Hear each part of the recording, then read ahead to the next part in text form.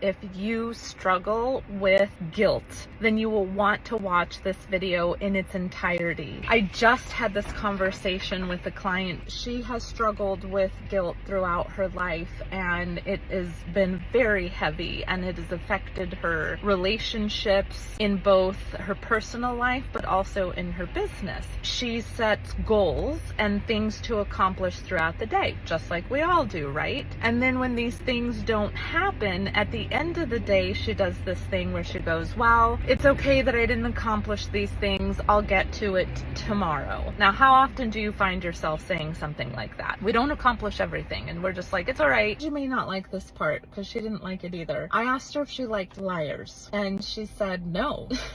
Now, if you all know me, I go there. We're not doing the surface stuff. And I mentioned to her that, okay, but you're a liar. And she was super confused. When you say you're going to do something and then don't do it, guess what you're doing? You're lying to yourself all the time and don't even realize that you're lying. Here's where the guilt part comes in. When she was doing that, it was feeding the guilt that she carries. Because when those things didn't happen, then the next day, she would start to feel guilty. We don't want to feed it. That's not what needs to happen. We need to have healing of that guilt so that it no longer is continuing to be a part of your life. Here's the next layer of this. You first have to start with the truth and being completely honest with yourself. So I gave her something that was beyond what I can share with you here in this video. So I'm going to give you, it's going to be a tool that leads to healing. It's not necessarily healing itself, but it is a tool that can lead to healing and is going to help you start with truth,